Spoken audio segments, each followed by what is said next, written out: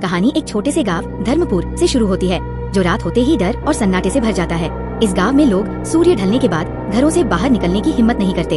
हर कोई एक रहस्यमयी और भयानक हत्यारे के खौफ में जीता है, जिसका नाम है मिस्टर मीट। उसे एक खूंखार और निर्दयी कातिल के रूप में जाना जाता है, जो रात में अकेले घूमने वाले किसी भी व्यक्ति को अपने खतरनाक कुल्हाड़ी से मार डालता है।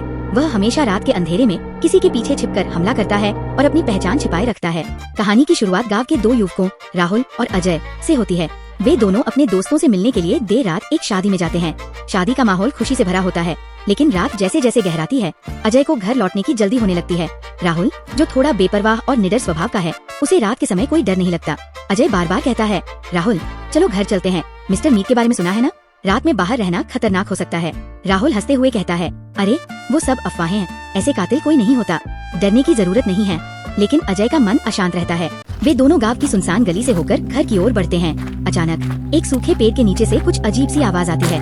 दोनों रुक जाते हैं। अजय की सांसें तेज हो जाती हैं और वह धीरे धीरे कहता है, तुमने वो आवाज सुनी? राहुल उसे चुप करवाते हुए कहता है, कुछ नहीं, हवा का शोर है, चलो आगे बढ़ते हैं। लेकिन अजय का मन इस बार उसे सुनने के लिए मजबूर करता है। अचानक पेड़ों के पीछे से एक छाया निकलती है। वह छाया धीरे धीरे उनके पास आ रही होती है। उनकी धड़कनें तेज हो जाती है। मिस्टर मीट की खतरनाक मौजूदगी को महसूस करते हुए अजय भागने की कोशिश करता है, लेकिन तभी एक भारी कुल्हाड़ी की चमकती धार अंधेरे में दिखाई देती है। राहुल और अजय के दिलों में डर समा जाता है। वे पूरी ताकत से भागने लगते हैं, लेकिन राहुल का पैर एक पत्थर से टकराकर फिसल जाता है। अजय दूर से चिल्लाता है, राहुल उठो, हमें भागना होगा। राहुल मुश्किल से उठता है, लेकिन तभी कुल्हाड़ी का चमचमाता लोहा राहुल की तरफ बढ़ रहा होता है। राहुल का दिल तेजी से धड़कने लगता है। वो वापस भागने की कोशिश करता है। मिस्टर मीट की आंखों में खौफनाक चमक और चेहरे पर अजीब सा सन्नाटा होता है। उसकी कुल्हाड़ी हवा में उठती है और अगले ही पल वो राहुल पर हमला करता है। राहुल जमीन पर गिरा हुआ है और उसके सामने मिस्टर मीट अपनी कुल्हाड़ी को उठाए खड़ा है। हवा में कुल्हाड़ी की धार चमक रही है और राहुल की आंखों में भय की परछाई साफ दिखाई देती है। राहुल पूरी ताकत से उठने की कोशिश करता है, लेकिन डर और घबराहट से उसकी टांगे कांप रही है। मिस्टर मीट धीरे धीरे उसके पास आता है और हर कदम के साथ राहुल के दिल की धड़कनें तेज हो जाती है। अजय, जो थोड़ी दूरी पर खड़ा है, चिल्लाता है, राहुल भागो जल्दी। लेकिन राहुल का शरीर मानो जड़ हो गया हो। मिस्टर मीट की आंखों में एक ठंडक और निर्दयता है, जो किसी भी इंसान की रूह को कंपा दे। राहुल के पास अब कुछ ही सेकंड बचे हैं। तभी अजय अपनी पूरी हिम्मत बटोरकर राहुल की तरफ दौड़ता है। वो जानता है कि अगर उसने अभी कुछ नहीं किया तो उसका दोस्त मर जाएगा। अजय अपने पास पड़ा एक मोटा लकड़ी का डंडा उठाता है और सीधे मिस्टर मीट पर वार करने की कोशिश करता है, लेकिन मिस्टर मीट तेज है, बहुत तेज।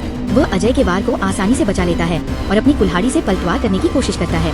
अजय पीछे हटता है, लेकिन उसका पैर एक पत्थर से टकराता है और वह भी जमीन पर गिर जाता है। अब मिस्टर मीट दोनों दोस्तों के सामने खड़ा है और उसकी आंखों में एक खूनी चमक है।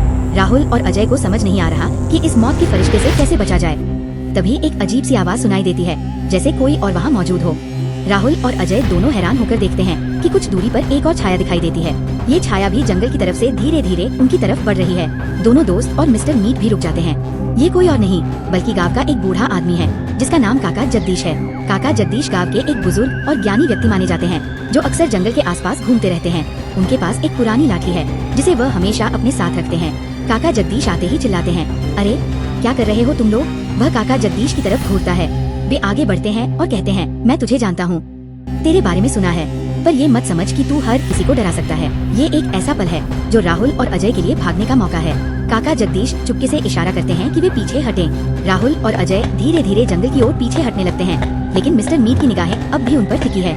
लेकिन अचानक उसकी नजर फिर से राहुल और अजय की तरफ जाती है। उसकी कुल्हाड़ी एक बार फिर हवा में उठती है। कहानी यहीं पर खत्म होती है और सवाल ये उठता है, क्या काका जगदीश सच में मिस्टर मीट को रोक पाएंगे, या ये खौफनाक हत्यारा फिर से हमला करेगा? क्या राहुल और अजय सुरक्षित रहेंगे, या अगले भाग में कोई और खौफनाक मोड़ आएगा?